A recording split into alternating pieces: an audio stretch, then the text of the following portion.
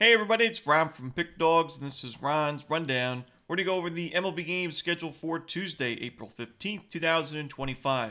Now, if you like this video, make sure to hit that thumbs up button and subscribe. Put your baseball picks in the comments section below. And if you're looking for my best bets, including my rundown best bet in Major League Baseball, you can find those at the premium picks tab at pickdawgz.com. There's also a link in the description.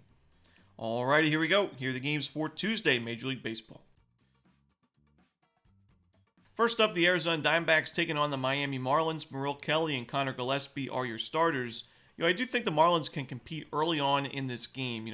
Kelly has struggled this season. He had a bounce-back start a little bit in the last game against the O's. It was a quality start, 6 innings, 2 runs, but still less than a strikeout per inning. He's given up 9 walks in 15 innings overall this season, so the control's been off. We know he had that bad game against the Yankees at Yankee Stadium, giving up 9 runs.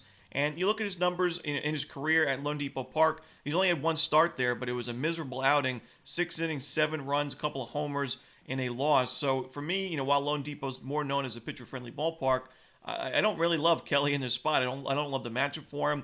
Even though the Marlins have overall this season not been the strongest lineup, we saw in that National Series they were certainly competitive, and they've been able to put the ball in play with some heat. You look at their underlying numbers as a team, their ex-WOBA, they're actually not too shabby, and I think the Marlins can find a few runs early. I think Gillespie's been one of the better starters in the rotation. I'm going to go with the Marlins in the first 5 innings on the money line and plus a half a run.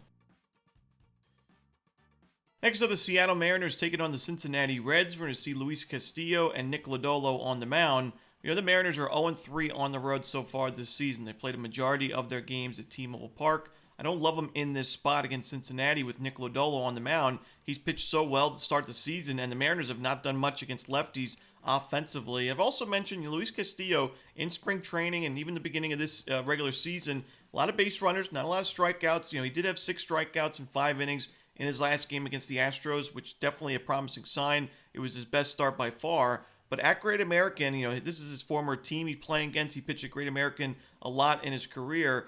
I don't really love this matchup for him. I think the Reds can find a few off of him early. I think the Reds win this game on the money line at Great American. Next up, we have the Washington Nationals and the Pittsburgh Pirates. Jake Irvin and Mitch Keller are your starters. I like the over in this game. Even though the Pirates' offense has been tough to watch for the most part to start the season, I think they get on the board early against Jake Irvin and add a few runs in the Nationals bullpen. Irvin has got an expected ERA at 8.02, one of the steepest in the league. He's in the bottom 10th percentile in expected ERA, expected batting average, barrel percentage. He's given up a lot of sharp contact, a lot of extra base hits and home runs.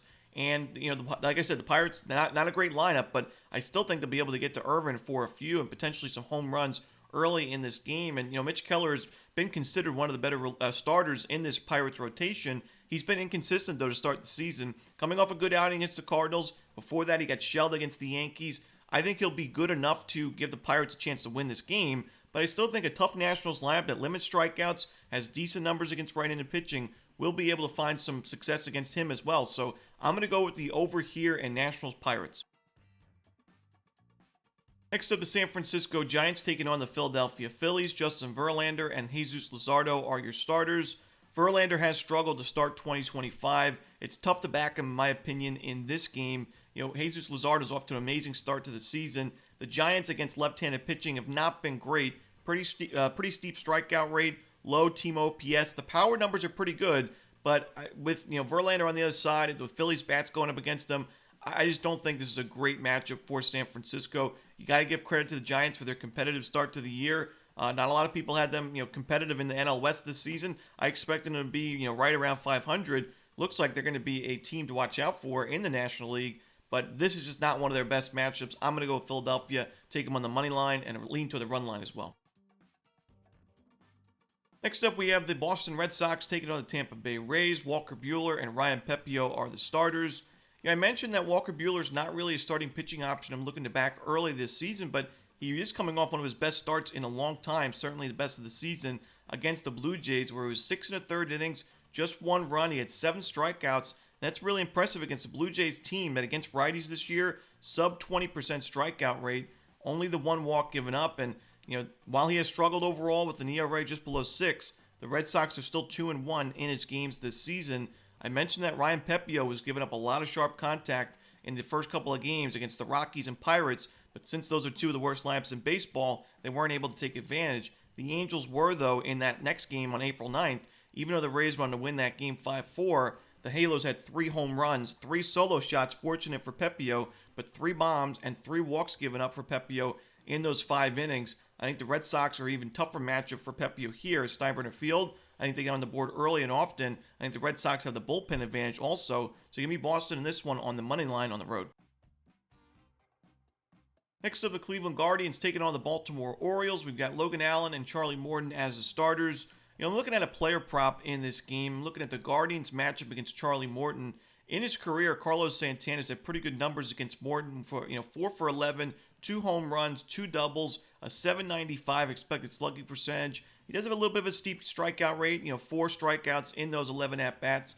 But I think Carlos Santana, who's having a solid start to the season, not amazing, but an OPS above 700, I think he'll be able to get to Morton for potentially an extra base hit. But I like his over 1.5 runs, hits, and RBIs. You can find those at usually most of the major sports books. If you want to go with over 1.5 total bases, not a bad idea either, in my opinion. I could certainly see him finding a double or a bomb, but he's also been pretty patient at the plate this year. He's been getting on. That's why his OPS is in the 700s, because his on base has been solid. So if he does work a couple of walks and finds himself scoring, you can at least cash your ticket that way with the hits, runs, and RBIs. So that's why I'm going to isolate this game to Santana's matchup with Morton. I think he has a solid day. Give me Carlos Santana in this one.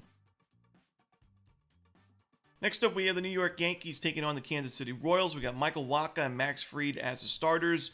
Michael Wacha actually does have pretty good numbers against the current Yankees lineup in his career, but I do think that this is going to be a tough 2025 season for him overall. That's why I still like the Yankees in this game on the run line. Max Fried's been pitching so well with his new team. The Yankees are 3-0 in his first 3 starts. His last game against the Tigers, 7 innings of shutout ball, no walks, and 11 strikeouts. And KC is right around league average in team OPS against lefties, well below league average in isolated power. I just don't think they can do enough damage against Fried consistently to compete in this ball game. So I'm going to go with the Yankees on the run line at Yankee Stadium. Next up, we have the Atlanta Braves taking on the Toronto Blue Jays. Spencer Schwellenbach and Kevin Gausman are your starters. This is an interesting matchup because it's tough to go against either of these starting pitchers in their current form. You got 2 solid bullpens. 2 lineups that, while the Braves have had a little bit of a slow start, they're still very talented on paper. The Blue Jays, an aggressive team. They don't strike out much. They get on base. But for me, I do think Schwellenbach is a slightly better option at starting pitcher, especially when you take into account the fact that Gausman struggled at Rogers Center last year. He did pitch well at home in his season debut against the Orioles. That was on his season debut the first week. But at home last year, 5.02 ERA in 95 innings. So I do think that I give the slight advantage to Schwellenbach, the slight advantage to the Braves bullpen. I'm going to go with the Atlanta Braves in this one on the money line on the road. Next up, the Detroit Tigers taking on the Milwaukee Brewers. Jack Flaherty and Quinn Priester are your starters. I give credit to Quinn Priester for not an easy spot to be in against the Rockies. I mean, he was traded from the Red Sox organization to the Brewers. And then here, make your season debut at Coors Field. Have fun. It's your Coors Field debut as well. But you know what? 5 innings of 1-run ball, 4 strikeouts. He gave the Brewers a chance to win. They weren't able to back him up in the run support department. But, Quinn Priester pitched pretty well. I still just don't love his matchup here against the Tigers team. It's been great against right-handed pitching to start the season. Jack Flaherty, who's pitching very well. Tigers bullpen, ERA-wise, middle of the pack, I would say. I do think overall, by the end of the season, I think the Brewers bullpen will be in better shape than Detroit's, but because of all the injuries and underperformances, right now Detroit's bullpen has been superior because the Brewers have one of the weakest pen ERAs in all of baseball. So I'm going to go with Tigers in this one on the money line on the road. Next up, we have the Minnesota Twins taking on the New York Mets. We got Bailey Ober and Tyler McGill as the starters. We had the same conversation last year when Bailey Ober struggled in his season debut against the Royals. He gave up 8 runs this year against St. Louis in his first start, 8 runs last year against the Royals in that first outing, and he was a lot better the rest of the season, a lot better the rest of the month of April. And we see him this season, next 2 starts after that bad one against St. Louis, much sharper, 10 innings, 2 runs, just 1 home run given up. He's been a lot better. So I got to roll with the under in this game because I think that Tyler McGill, I've mentioned, I think he's a breakout candidate in 2025. He's off to a great start. he didn't even have his best stuff in that last game against the Marlins. He kind of labored through those 4 innings, and he still gave up no earned runs, just a couple of unearned runs, 7 strikeouts, no home runs. He was pretty sharp. The Mets didn't back him up offensively, but that's been an issue with the Mets. The offense has been so inconsistent. The top of the lineup is super talented. The bottom, not so much. So give me the under here in Minnesota, New York. Next up, the Athletics and the White Sox. We got Jeffrey Springs and Sean Burke as the starters.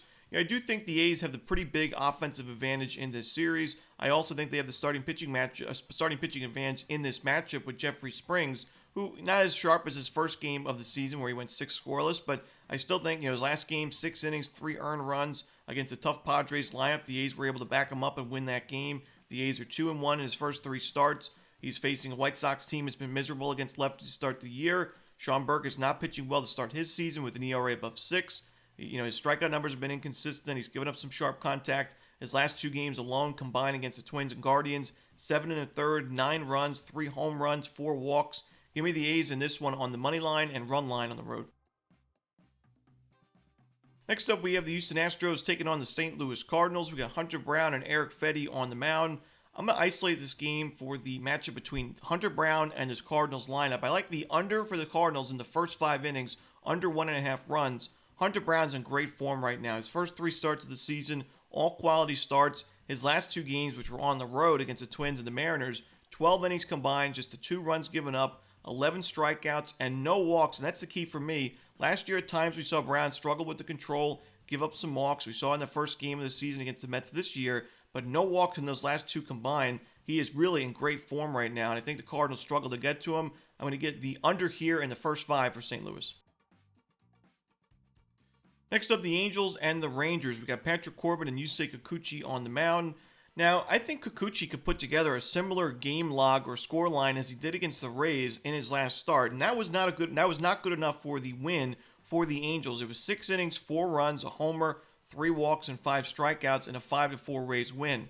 But I think it'll be good enough this time around for the Angels because you're facing Patrick Corbin. I think the Angels' bats get on the board early and often. Corbin struggled in his season debut and his Rangers debut against the Chicago Cubs. The Angels don't have amazing numbers against lefties to start the year, but I still think against Corbin, they'll be able to get on the scoreboard early. The Kikuchi against the Rangers in his career, high strikeout rate, low walk rate. There are some slugging percentage concerns, though, so I do expect the Rangers to hit some extra base hits. Not enough to win this game, though, so give me the over and the Angels on the money line. Next up, we have the Chicago Cubs taking on the San Diego Padres. Shota Imanaga and Randy Vasquez are your starters. I do worry about Randy Vasquez in this particular start and going forward. I do think there's some big-time regression concerns when you look at the expected numbers and the fact that he's gotten 15 2/3, no home runs given up, which is good to see, but 12 walks and only 6 strikeouts. A 12-6 walk-to-strikeout ratio is not going to get it done at the major league level, and I do think the Cubs make him pay early in this game, and I think the Cubs win this game by a good margin. I like their team total over as well. Imanaga's pitching very well in 2025. Padres are a tough matchup against lefties, but I still think he'll be good enough, and the run support will be there for a Cubs win and run line cover. Give me the Cubs in this one on the road. Next up, we have the Rockies and the Dodgers. Ryan Feltner and Landon Knack are the starters. When I looked at this series and the starting pitchers on paper, this was the game I thought that the Rockies had the best chance at competing in. And even still, with their current state of the lineup, and right now Brenton Doyle is questionable, it's tough to trust their offense. I mean, Landon Knack really struggled, so far, 10.38 ERA in that one game. But I still think the under is worth a look here for the Rockies and Dodgers. I just don't see how the Rockies can consistently score in this ball game. But Ryan Feltner pitched really well in his last game against the Brewers. Got out of a bases loaded, nobody out jam.